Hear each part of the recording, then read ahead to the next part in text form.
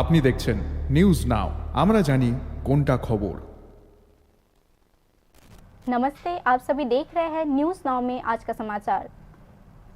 त्रिपुरा प्रदेश कांग्रेस ने सोमवार को एक प्रेस कॉन्फ्रेंस में कहा कि फाइनेंशियल ईयर 2026-27 का बजट किसानों, बेरोजगार युवाओं, मजदूरों और आम आदमी के लिए निराशाजनक है। त्रिपुरा प्रदेश कांग्रेस अध्यक्ष आशीष कुमार शाह ने आज पोस्ट ऑफिस चुमुनी में कांग्रेस भवन में एक प्रेस कॉन्फ्रेंस आयोजित की, जहां पहले टैक्स चोरी के लिए सजा का प्रावधान था, वही इस साल के बजट में सिर्फ जुर्माने का प्रावधान रखा गया है, जिसे त्रिपुरा प्रदेश कांग्रेस अध्यक्ष ने कॉर्पोरेट तुष्टिकरण बताया।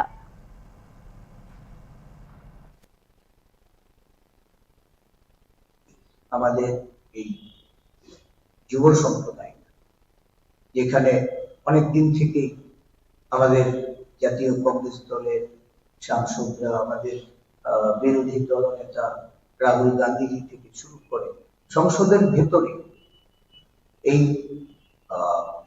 ক্ষুদ্র এবং মাঝারি স্তরে যে শিল্পে তার প্রসার ঘটানো, মাঝারি শিল্পকে আরো গুরুত্ব আরোপ করে কর্মসংস্থানের সংস্থান করা, এই বিষয়ে যে গুরুত্বের কথা বলা হচ্ছিল সেটা সেখানে মুখে বললেও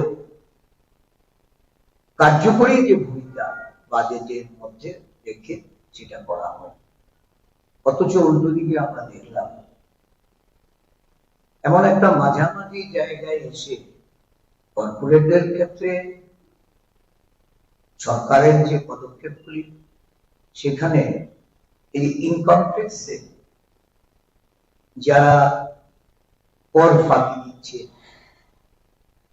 সেই ক্ষেত্রে সরকারের যে নীতি, সেই নীতিতে আরো বেশি রিল্যাক্সেশন।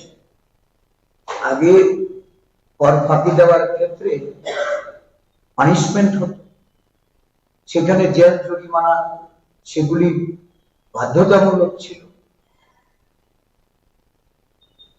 আজকের প্রস্তাবে আমরা দেখছি যে এই প্রস্তাবের মধ্যে এখন তার সংস্থান শুধুমাত্র জরিমানার মধ্যে দিয়ে